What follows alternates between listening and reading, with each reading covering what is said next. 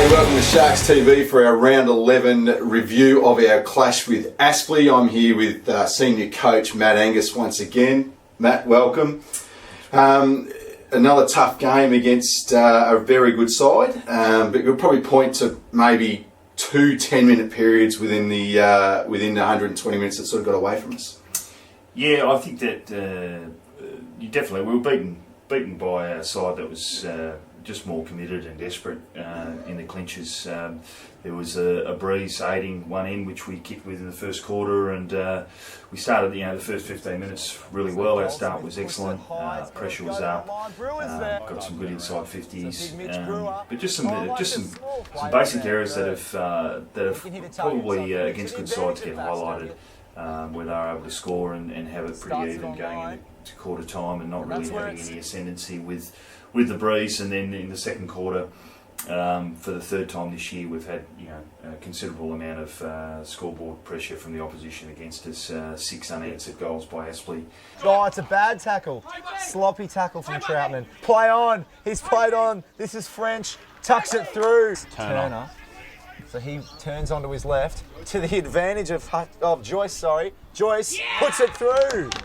So Daniel Smith doesn't go for a snap. Bit of a drop punt. Oh, he's drilled it. Matthews grabs it, stands up, gets the handball to Stiller, curls it around beautifully to Sansbury, who plays To take this kick either is Matt Payne. Oh, how about that? There's your class, right there.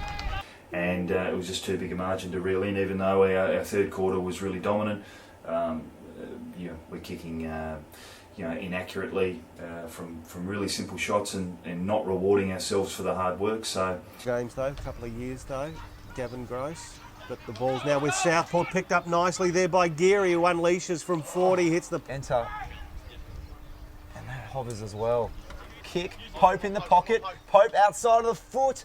Just tucks it in for a behind.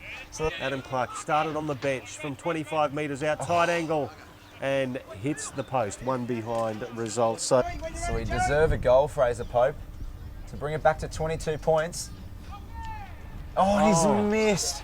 Sure, playing on and entering with pace. Oh, he starts it very right, but it's straight enough. So he's a very dangerous marking forward option in Josh Baxter. And he puts it through. He's kicked his third. Out of all the games this year, that was our most disappointing effort. Definitely Aspley we played well and are a good side, but we're aware of that going into it. And I think the key is to definitely make sure that we tidy up the areas that we're disappointing in.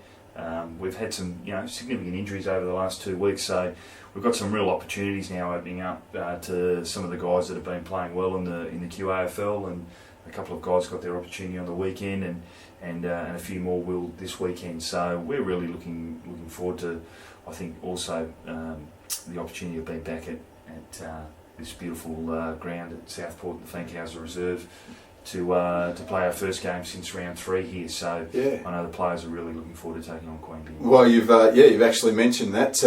We've got 9 games to go, 6 of them being played at home. The draw, I wouldn't say swings in our favour. We've still got to play the same teams, but we've got to be looking forward to spending some time in our own backyard, don't we?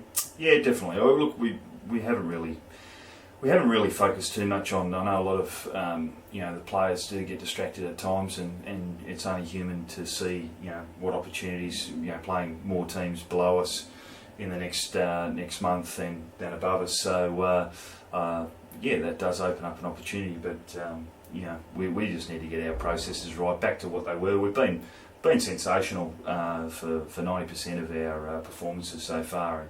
And it's a tough competition, and Aspley were in a similar position earlier in the year, and they've showed some real fight to get their season back on track. And whilst we certainly aren't under dire pressure at the moment, we want to have our performances lift and back to the standards that the boys have set for themselves earlier in the year, which were exceptional. Yeah, so for the first time this season, we find ourselves out of the top 6. But the general sense is there's no need to panic at this stage. It's just a few tweaks to the processes, not major changes. Yeah, well, yeah, definitely. I mean, the draw is not a sequential draw where you play everyone evenly, or in fact, you would look at our draw and the start of the year, you don't really know what the opposition are going to be like week to week. It starts to pattern out. Yep, there's some opportunities in the draw coming up if we're good enough, but we'll have to have we're looking to get our best performance back, and that'll just take care of itself. We perform really well, we'll end up where we think we deserve, and if we don't, we won't. Great. Take us through just a few of the names that may be on the board as possibilities of coming in. Oh, definitely.